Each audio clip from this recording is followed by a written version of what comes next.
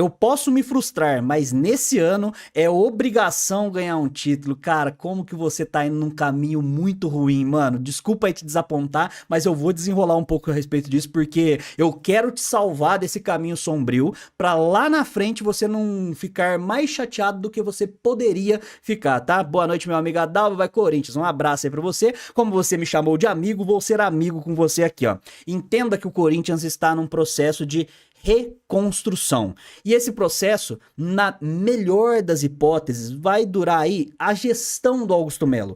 Isso significa que não tem possibilidade de ganhar título? É claro que não. No entanto, o mais interessante é que você perceba o time do Corinthians, do que acabou a temporada de 2023, entenda as peças que saíram, os defeitos que o time tinha, as deficiências e tudo mais, o quanto era fraco, o quanto era desequilibrado, e que agora está sendo montado praticamente do zero.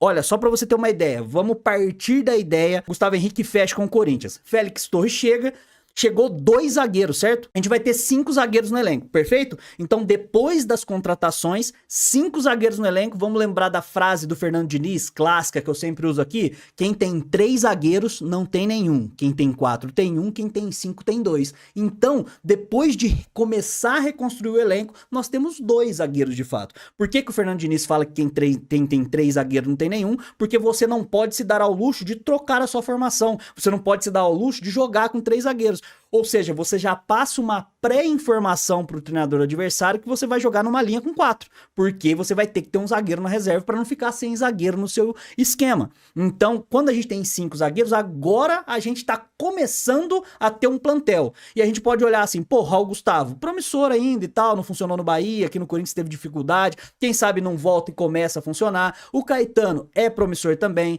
Lucas Veríssimo já mostrou que pode jogar no Corinthians, Félix Torres, há controvérsias, mas vem também para poder ajudar, Gustavo Henrique. Então a gente tem ali, ó, bom, zagueiro. Vamos olhar para lateral esquerda. A gente contratou o Diego Palacios, que eu considero um lateral esquerdo nota 6. Fiz uma análise aqui sobre ele completona, modéstia à parte, a melhor que tem aí dos conteúdos na internet, vale a pena vocês assistirem. Mas você olha ali, tem o Palacios e o Hugo. Ou seja, a gente tem um lateral esquerdo nota 6, né, inicialmente falando, né, pode ser que ele se destaque e eu mude de ideia, mas inicialmente nota 6, e o Hugo que a gente ainda coloca um ponto de interrogação, então ali ainda não tem nada garantido. Na lateral direita, acreditem vocês ou não, temos o Fagner, né? Temos o Fagner. É um absurdo em 2024 a gente começar a temporada tendo o Fagner na lateral direita. E quem mais? Nada. Vai ter que subir o Léo Manassi se não tiver nenhum tipo de contratação ali. E aí quer dizer que os caras não estão assim mais agressivos no mercado? Não, é que são muitas peças que a gente precisa. A gente vendeu o Moscardo, precisava de 2 volantes. Então agora, além de ter fechado com o Ranieri, precisava de mais um. Chegou o Rodrigo Garro. Se por acaso o Rodrigo Garro se torna protagonista e machuca, a gente tem alguém de imediato? Também não tem.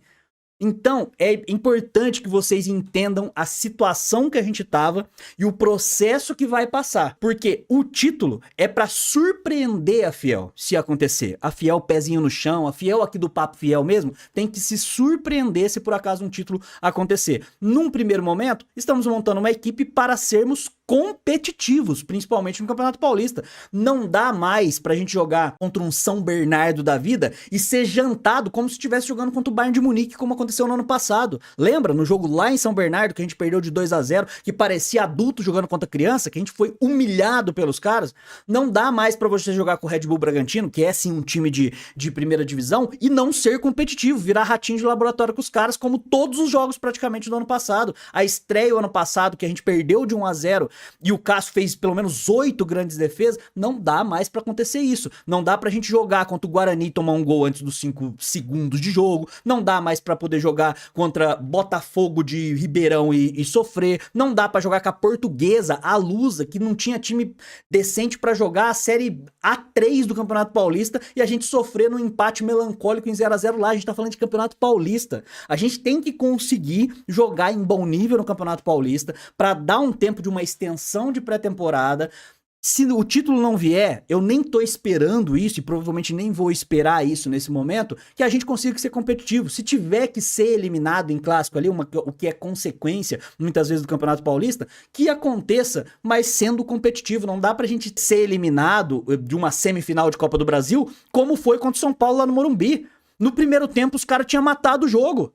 Não dá pra acontecer isso. O Corinthians não pode mais ser humilhado dessa forma. Então, esse que é o ponto. Tem muitas peças pra chegar. Se o Augusto trouxer 10 peças, ainda assim o nosso elenco vai sofrer, porque é um elenco que tava praticamente do zero. A gente não tem ponta, por exemplo. O nosso ponta hoje de velocidade é o Romero. Você confia no Romero como ponta de velocidade? Se a gente precisar ter um esquema onde você vai jogar com 2 atacantes, onde tem um centroavante e um cara de mobilidade em volta, a gente não tem a peça. Então esse que é o ponto. Entendam de uma vez por todas que o Corinthians está começando uma fase de reconstrução e vai sofrer. Não tem jeito, vai sofrer, pelo menos ali não conseguindo atender essas expectativas, como por exemplo a do Vitor Moreira aí mais uma vez. Temos aqui o Verf também. O Verf falou: não me importo com o título para esse ano.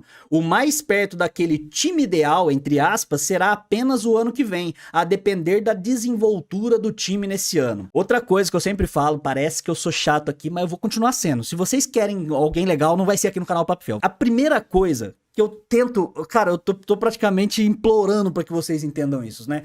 Pra gente conseguir ter um time que inevitavelmente vai ser um time muito competitivo no futuro, só tem uma maneira: responsabilidade financeira. A gente tem que conseguir equalizar as contas, a gente tem que conseguir transformar essa dívida que a gente tem de curto prazo, que é desesperadora, não mudou ainda, tá? Desesperadora, para jogar ela para longo prazo, tentar renegociar. A gente tem que conseguir se livrar dessa outra âncora que a gente tem jurídica, que são esses encargos trabalhistas e processos de jogador. A gente tem que conseguir fazer com que isso não se torne mais algo puxando a gente para baixo. Uma vez que a gente consiga fazer isso, vamos conseguir ser mais competitivos no mercado, vamos conseguir ser competitivo no mercado, não precisando de montar um time inteiro, mas com 2, 3 pecinhas, vamos conseguir disputar com a moeda nacional de igual para igual ou até acima de Flamengo, de Palmeiras, de Atlético Paranaense, de Fluminense, e a partir daí, saudável financeiramente, conseguindo ser competitivo no mercado, tendo responsabilidade, contratando pela questão técnica, pela parte de scout do jogador, entender que o jogador pode render. Uma vez fazendo isso, inevitavelmente, é consequência, tá? Por isso que é importante só essa parte. Inevitavelmente, a gente vai conseguir ser mais competitivo. Sendo mais competitivo, a gente vai conseguir mais vitórias. Conseguindo mais vitórias, a gente vai conseguir chegar mais longe nas competições. Chegando mais longe nas competições, inevitavelmente a gente vai acabar chegando numa final ou outra. Chegando numa final ou outra, o título é consequência. O título é a última coisa de uma sequência de coisas que podem acontecer e que fazem bem pro clube. Por isso que todas as vezes que cogitam-se a possibilidade de tudo bem trazer um Gabigol por 2 milhões numa reconstrução de time, eu acho absurdo, porque isso pode fazer diferença agora. Entendeu? Ele pode ser um cara que chegaria aqui e ia, sei lá, deitar aqui no Corinthians e tal, mas e depois? A gente não aprendeu, a gente não virou gato escaldado nas últimas décadas aí, na última década, pra ser mais exato, campeão da Libertadores, campeão do Mundial e tal, um timaço. 2014, nossa, uma catástrofe. 2015, campeão, timaço. 2016, uma porcaria. 2017, monta um time às coxas e é campeão. 2020 já não tem mais time. É isso que acontece. Então vai sempre ser aquele remédio que só engana a doença. Só engana a doença. A nossa doença é administrativa. Os sintomas estão aí, tá tudo na cara. Os caras só precisam ter carinho com o Corinthians, respeito pelo Corinthians e competência para administrar o Corinthians. Por quê? Eu tô achando maravilhoso as contratações e tal, tá remontando o elenco, beleza, tá atendendo às nossas necessidades. Sabe quando a gente vai descobrir se teve responsabilidade financeira mesmo de fato? No balanço financeiro, não agora, em maio, porque o balanço financeiro que sai agora entre março e maio é o da gestão do Duílio, é lá em 2025.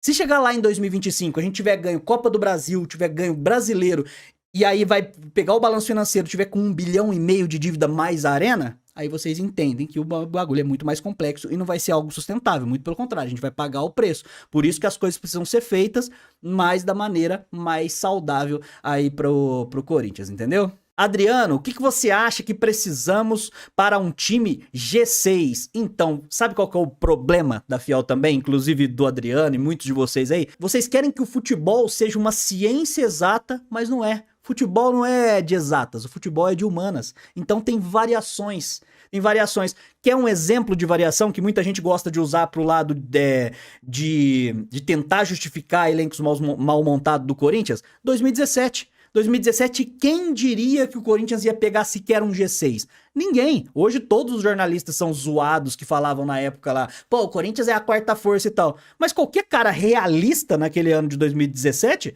falaria que o Corinthians era a quarta força. Porque realmente de 2015 para 2016, o Roberto de Andrade, enquanto presidente, desmanchou e enfiou na bunda o nosso elenco. Um elenco vencedor em 2015, com Renato Augusto, Jadson, Malcom, Wagner Love. E a gente foi lá e entregou 9 jogadores do nosso time titular. Ficou tudo desmontado. Por sorte, a gente achou um tal de Balbuena esquecido em um lugar, um tal de Pablo esquecido no outro e tal. Rodriguinho, que nunca jogou nada em lugar nenhum, aqui resolveu virar o Messi e tal. E deu certo.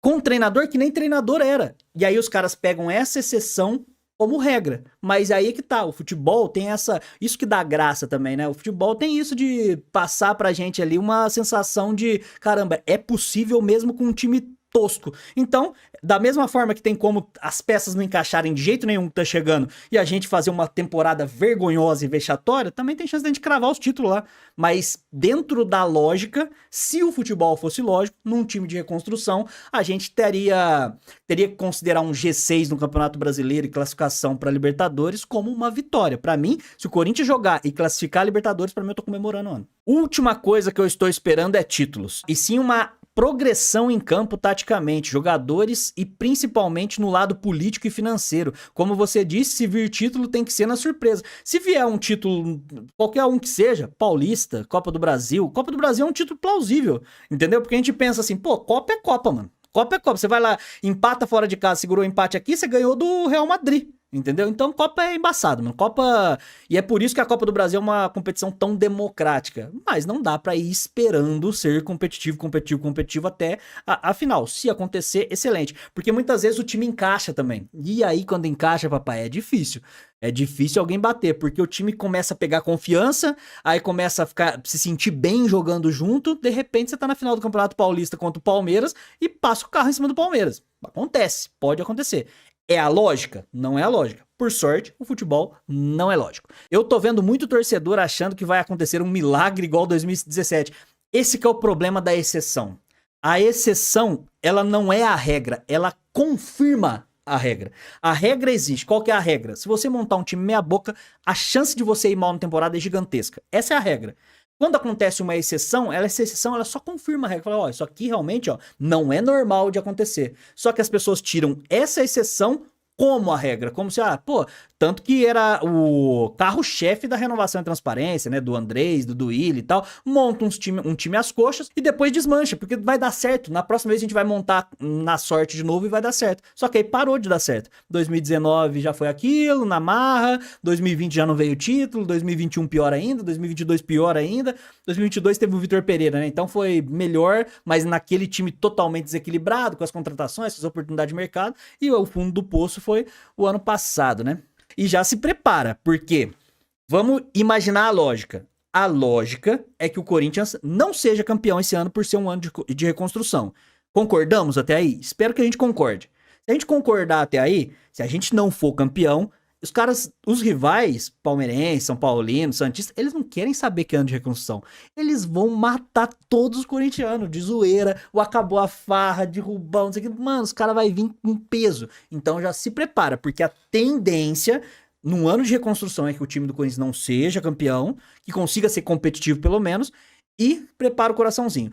No ano que vem, a gente conseguindo chegar com um time mais bem montado, um time um pouquinho mais estruturado ali, a gente não precisa ir louco pro mercado. Basta a gente não se livrar das peças que a gente tem e trazer 2 ou 3 pecinhas pontuais. Pô, cara, no ano passado a gente não conseguiu ter um lateral direito de alto nível. Vai no mercado e contrata pontualmente. Aí você pode se dar ao luxo de gastar num cara um pouquinho mais gourmetizado, com uma qualidade já mais garantida. Essa é a outra situação. O que não pode é fazer isso agora que você tá precisando de 15 pés no elenco. Você precisa de 15 jogadores. Você vai dar 2 milhões pra um cara? É burrice, né? Não faz nem sentido. No ano que vem, se tudo der certo, ótimo. E se por acaso a gente conseguir encaixar de uma maneira ímpar, que consiga se sobressair ali durante a temporada. Tô vendo muitos torcedores preocupados com gastos em contratações. É válido, mas sinceramente não dá mais para ter times fracos. Precisamos de receitas. As cotas de TV não são fixas mais pelo que eu vi. Cara, é o seguinte, existe também uma discussão que vai ser eterna aí do título ajudar na parte financeira. Porque, e um dos motivos, tá? Um dos motivos de eu ser contra a SAF é justamente porque a SAF, ela vai de encontro a isso. A SAF, ela vai montar um time para ser lucrativo e não para ser campeão. E tá aí os exemplos diversos de SAF aí que montam um time que muita gente fica se questionando. Pô, por que cheio de dinheiro, por que tá contratando esse jogador? Porque talvez no cálculo financeiro não vale a pena trazer um cara que recebe 2 milhões por mês, que com certeza daria o título lá na frente, porque a própria premiação do título acabaria ficando elas por elas. Então a SAF vai visar a parte de lucro. Um time como o Corinthians, por exemplo, é uma associação civil sem fins lucrativos. Então, se por acaso o nível de investimento bateu o nível de gasto, tá tudo certo, entendeu? Você acabou investindo ali, de repente o nível de ganho, na verdade, né? Você acabou ganhando mesmo tanto, se zerou no final, tá tudo em paz. O problema é que o Corinthians é uma associação civil sem fins lucrativos, que partiríamos dessa ideia se fosse interessante. Só que a situação financeira é caótica. Ou seja, se a gente monta um time, acompanha comigo, a gente monta um time e gasta uma bala. Aí a gente é campeão. Só que aí o valor de premiação, de estádio, de tudo mais, de marketing, ele meio que iguala o que foi gasto com o time. Se a nossa saúde financeira fosse boa, ótimo. Mas como não é, a gente vai continuar defasado financeiramente. Então é por isso que eu falo pra vocês. O título é importante? É importante. Num clube saudável, ele vai fazer diferença na parte financeira. Num clube que não tá saudável, dependendo do quanto você investe pra poder ter esse título, ele acaba sendo mais prejudicial do que qualquer outra coisa. Existem exceções. No caso do ano passado, o Fluminense, por exemplo, tinha uma folha salarial de 7 a 8 milhões, uma folha baixíssima, de repente crava a Libertadores. De repente crava o Campeonato Carioca, de repente vai bem aí no Campeonato Brasileiro. Aí faz uma receita gigantesca com um investimento pequenininho. Ótimo. Agora eles têm uma gordura para gastar para essa temporada. Se não fizer burrice, consegue investir pontualmente para na próxima temporada e ir mantendo isso aí, né? Se tornando saudável financeiramente, que é o objetivo de todos aí, né? O que você acha da frase "não vivo de títulos e sim do Corinthians"? Eu amo tanto o Timão que nem penso tanto nos títulos. Eu acho que há dois lados de uma moeda que as pessoas gostam de generalizar por aí, certo? A frase "não vivo de títulos, vivo de Corinthians", o que ela quer dizer em sua essência? Quer dizer o que a gente prova todos os dias, né? Vamos colocar nessa nossa geração mais atual aqui, de 2020 pra cá, que a gente não consegue levantar nenhum caneco. A audiência aqui do canal, ela só cresce. Ela só cresce quando o Corinthians tá naquela fase mais draga, mais pesada, quando tem uma live de pós-jogo, quando a gente perdeu, que as pessoas querem desabafar e vem aqui e desabafa, a audiência é maior. No jogo seguinte, quando a gente acha que não vai ter ninguém, tem mais pessoas. Isso é não viver de título, viver de Corinthians. O que não pode é ser usada essa frase como uma âncora para justificar péssimos resultados, entendeu? Então, eu vejo muita gente com um discurso muito seco pro outro lado. Fala, pô, cara, essa frase não existe. Como assim não existe? O Corinthians passou 23 anos sem ganhar títulos, né, cara? Teve o Rio-São Paulo de 66, mas oficialmente não ganhou o título em 23 anos, e foi a torcida que mais cresceu em membros. Como você explica isso se não for viver de Corinthians e não de títulos? E outra coisa, quando a gente fala viver de Corinthians e não viver de título, pra mim a gente tá falando sobre irmandade. A gente tá falando de eu conseguir sentar num bar, sentar num boteco, trocar uma ideia com um parceiro meu e tal, falar sobre o Coringão ganhar, minha semana ser mais maravilhosa, Coringão perder, minha semana ser uma merda, sendo que tá tudo acontecendo de bom na minha vida como um todo. Coringão perdeu é uma forma de puxar, é tipo uma âncora que puxa a gente pra baixo, assim. E isso é viver de Corinthians, entendeu? Esse que é o ponto. Só que é óbvio que não pode ser usado uma frase assim para justificar coisas ruins. Por exemplo, você é eliminado pro Ituano, passando vergonha, vexame em casa, na arena, igual foi ano passado, não dá pro dirigente vir a público e falar assim, não, corintiano não vive de título, vive de Corinthians. Pô, a torcida mata o cara. Não é assim que deve ser, entendeu? A gente vai estar sempre lá para apoiar na hora da derrota, como sempre estivemos e sempre vamos estar. Isso aí não vai mudar. A questão é, essa derrota tem que ser vendida cara. Você vai jogar contra o Barcelona, vai ter que vender a derrota cara. Vai jogar contra o Manchester City, tem que vender a derrota cara. Entendeu? É assim que tem que ser o Corinthians. Porque, no final das contas, o resultado não vai importar mesmo de fato. Porque, lembra de quando a gente perdeu pro Cruzeiro, lá na Copa do Brasil de 2018, né? A torcida cantando cada vez mais alto. Lembra quando o Corinthians rebaixou em 2007? Corinthians rebaixa em 2007, ao invés de invadir, quebrar tudo e tal, tal. Logo depois, a galera chorando e nasce, né? Ganha vida, ou eu nunca vou te abandonar porque eu te amo e tal. E isso é não viver de Corinthians. Quem ignora isso, tá? E não viver de Corinthians, não viver de título, tá? Quem ignora isso realmente não sabe porra nenhuma de Corinthians. Mas que não sirva de âncora pra qualquer outra coisa, tá?